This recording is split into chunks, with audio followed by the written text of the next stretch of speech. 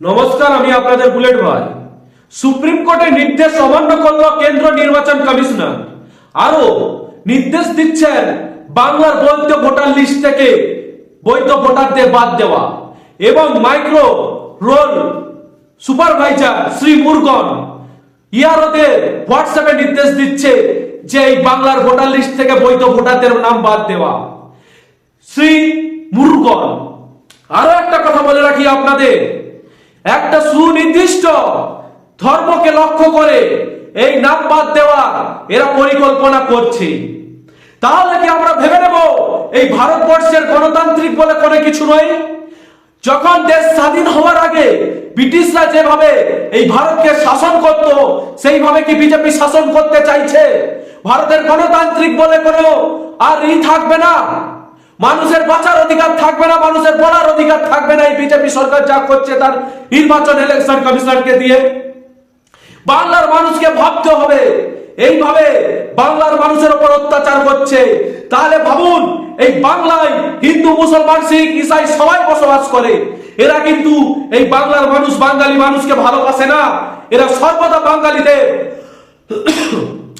একটা এক চোখে দেখে একঘেয়েমি করে রেখেছে। তাই এরা যতই বলুক আমরা বাঙালিদের উপকার করব, বাঙালি হিন্দুদের উপকার করব, এরা তা কিন্তু করবে না। এরা রাজনৈতিক চরিতার্থ স্বার্থ করার জন্য মিথ্যে কথা বলে স্টেজ থেকে বসে বসে।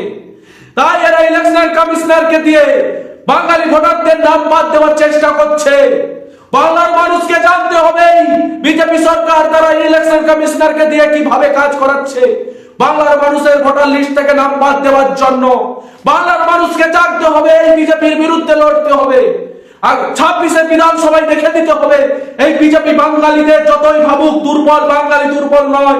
বাঙালি মানুষ সিট দ্বারা উঁচু করে বাঁচতে ভালোবাসে, সিট দ্বারা উঁচু করে বাঁচে, সিট দ্বারা উঁচু করে লড়াই করে। কারণ এই বাংলার মাটি থেকে স্বাধীনতা সংগ্রামী তৈরি হয়েছে। তাই এই বাংলাকে যতই দিক দিয়ে আক্রমণ করুক বিজেপি পারবে না। এই বাংলার মানুষ বুঝিয়ে দেবে 26-এর বিধানসভার ভোটে বাক্সে। তাই এই বিজেপি থেকে বাংলার মানুষকে সাবধান হতে হবে। আর এই বাংলায় যেসব বিজেপি নেতৃত্ব গুলো আছে তাদের রাজনৈতিক চিরস্বার্থ করার জন্য এদের সঙ্গে পা চাটছে বিজেপির বড় বড় নেতাদের। আপনারা ভাবতে পারেন এরা সেই ইংরেজের আমলের মতন রাজত্ব কায়েম করতে চাইছে, ভারতের গণতান্ত্রিক ধ্বংস করার চেষ্টা করতে চাইছে। যখন দেখছে কোনো দিক দিয়ে পারছে না, না টাকা আটকে পারছে, না ঘর আটকে পারছে, না 100 দিনের টাকা বন্ধ করে পারছে, যখনই দেখছেন এই বাংলার মুখ্যমন্ত্রী বাগরি মমতা বন্দ্যোপাধ্যায় তার বা জনগণের জন্য লড়াই করে চলেছে, তখন এরা কোনো কিছু করতে পারছে না।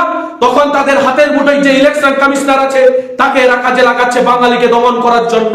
আরে বাঙালি দমন হবে কি করে? এই বাংলার মাটি থেকে স্বাধীনতা সংগ্রামী তৈরি হয়, এই বাংলার মাটি থেকে বিপ্লব তৈরি হয়।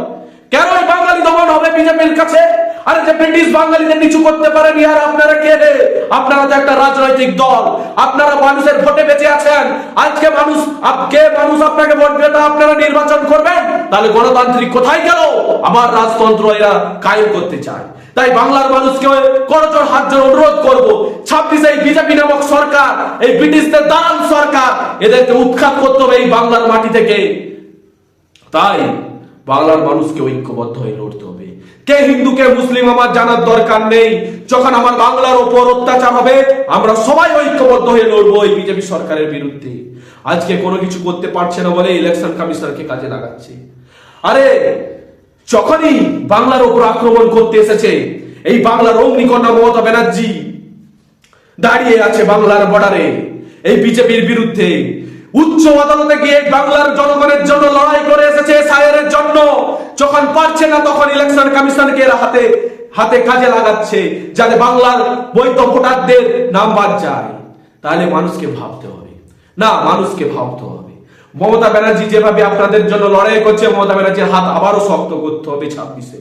এই বিজেপি এই ব্রিটিশদের দালালদের বিরুদ্ধে লড়াই করতে হবে। কারণ এদের স্বাধীনতায় কোনো ভূমিকা ছিল না, স্বাধীনতায় কোনো ভূমিকা ছিল না। এই কথাটা কিন্তু বলে গেছে এখনকার বিরোধী দলনেতা। বিজেপি আরএসএস এর কোনো ক্ষমতা ছিল না।